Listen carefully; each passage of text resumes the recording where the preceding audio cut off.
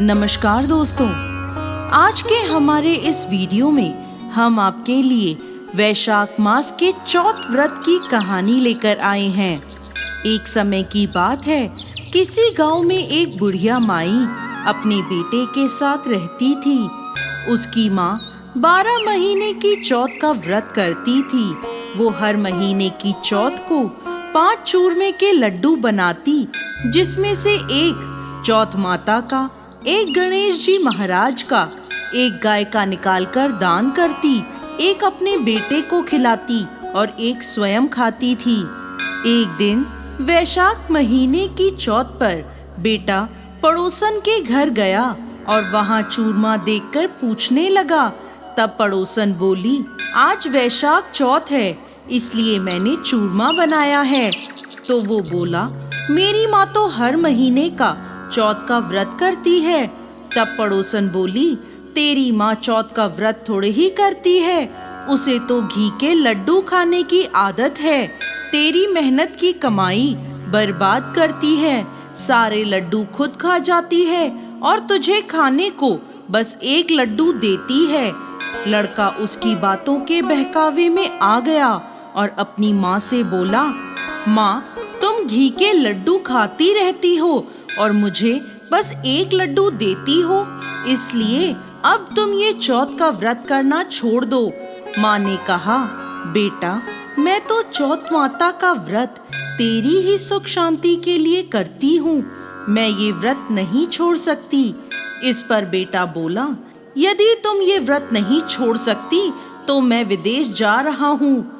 माँ बोली, बेटा, यदि तू मुझसे नाराज होकर विदेश जाना चाहता है तो ये चौथ माता के आंखें अपने साथ लेता जा। यदि तुझ पर कोई संकट आए तो चौथ माता और विनायक जी को याद कर इन्हें डाल देना, तेरा संकट दूर हो जाएगा। उन आंखों को लेकर बेटा विदेश चला गया। रास्ते में उसे एक खून से भरी नदी मिली, जिसे पार करना असंभव था। तभी उसे अपनी माँ की बात याद आई और उसने एक आंखा चौथ माता का नाम लेकर उस नदी में डाल दिया और कहा, हे चौथ माता, यदि मेरी माँ सच्ची है और वो मेरे लिए व्रत करती है तो ये नदी दूध और पानी से भर जाए और मुझे रास्ता मिल जाए। उसके ऐसा कहते ही नदी दूध और जल से भर गई और उसे रास्ता मिल गया। आगे चलने पर भयंकर जंगल में उसे शेर मिला, जो उसे खाने के लिए उस पर झपटा। उसने एक आंखा चौथ माता को याद कर उस शेर की ओर फेंक दिया। शेर पीछे हट गया। आगे चलकर वो एक नगर में पहुंचा। उस नगर के राजा के यहाँ रोज एक मिट्टी के बर्तन का अलाव पकता था। वो अलाव तब पकता था जब उसमें एक आदमी की बलि दी जाती थी, यानी एक आदमी को बर्तन के साथ चुन दिया जाता था। उस लड़के ने देखा, एक बुढ़िया माई आटा पीसती जा रही है और रोती जा रही है। इसका कारण पूछने पर बुढ़िया माई बोली, आज मेरे इकलौते बेटे की अलाव में जाने की बारी है। तब वो लड़का बोला, बुढ़िया माई, तू मुझे जल्दी से खाना खिला दे, तेरे पुत्र की जगह मैं जाऊंगा। बुढ़िया माई के मना करने पर भी वो नहीं माना और राजा का बुलावा आने पर चल दिया। साथ में चौथ माता की आंखें और एक जल का लोटा लेकर वो अलाव में बैठ गया। दूसरे दिन अलाव पककर तैयार हो गया।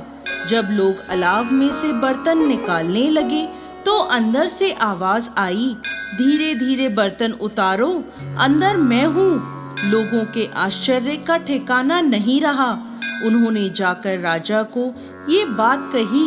तब राजा स्वयं देखने आए और आवाज सुनकर बोले, अंदर कौन है? कोई भूत प्रेत है या कोई देवता? तभी लड़का बाहर आ गया।